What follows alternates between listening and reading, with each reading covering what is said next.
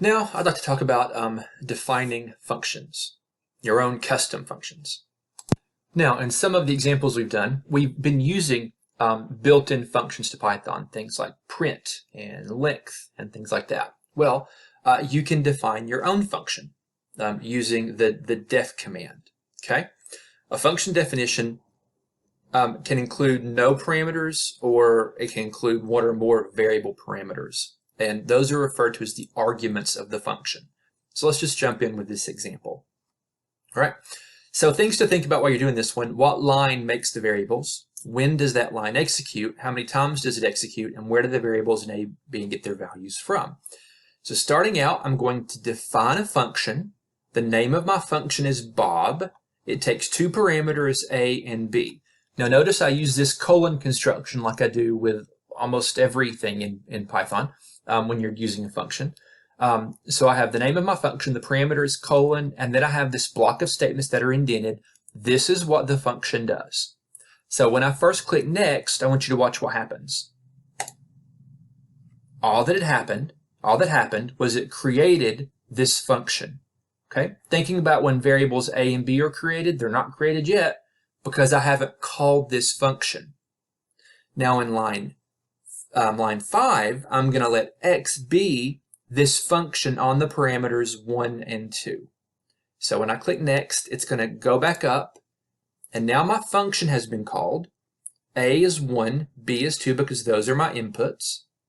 Okay. So now my function jumped down, and it's going to define C to be 2 times whatever A is plus B. So C is defined to be 4, and my function is going to return C. Return value is 4.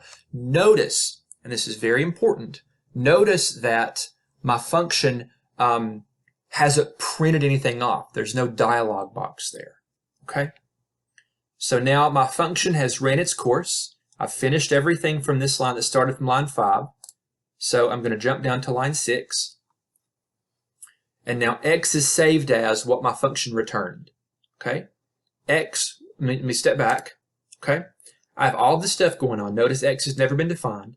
My function value is 4. And x was defined to be the function Bob on 1 and 2.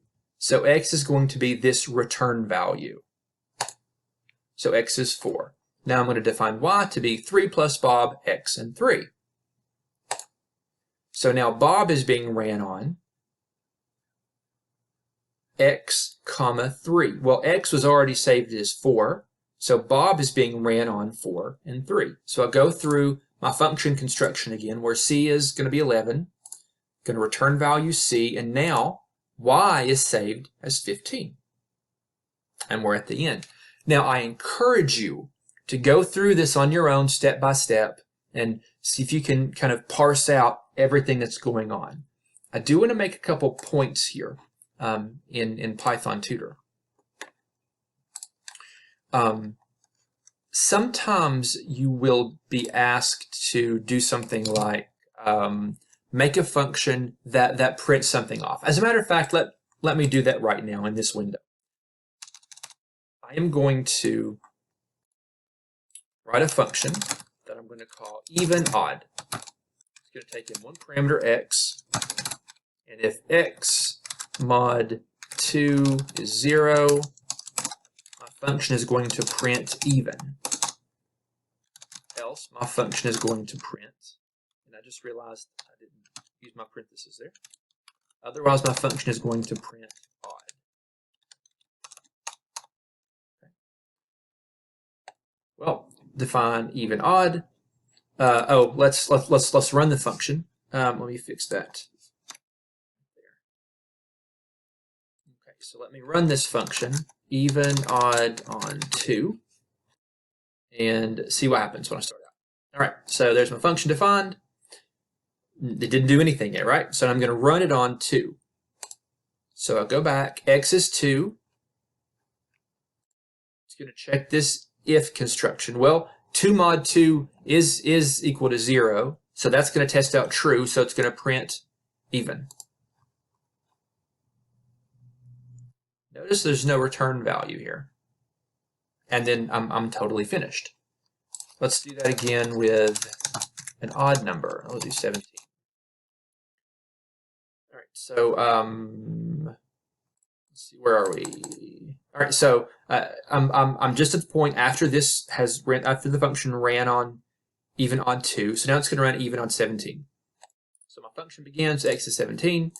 This is going to test out false, so the else statement is going to be executed, the block under it's going to be executed, it's going to print out odd, and then we're done. Okay. Again, notice there's no return value.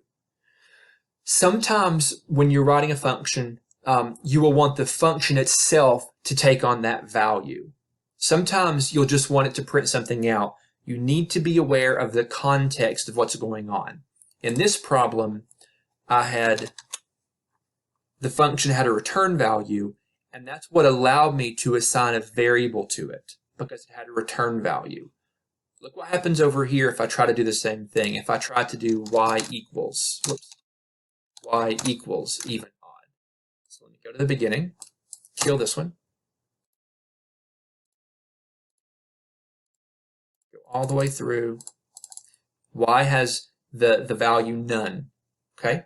Y didn't take on the value of even or odd because the function was just printing. Nothing was assigned to it. So always keep that in mind. Are you trying to print something or are you trying to return a value? Because that will matter depending on the context of what you're doing. Just keep that in mind. Okay. So that's what I wanted to say about functions.